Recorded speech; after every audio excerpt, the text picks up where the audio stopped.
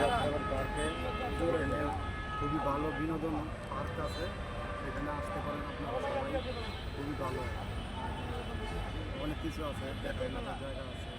ঘুরেন, আপনারা ঘুরবেন, মজা পাইবেন, বিনোদন করবেন, আনন্দ পাইবেন। আসসালামু আলাইকুম। আমার ভাইয়ের ইউটিউব চ্যানেল খুলে দিছি।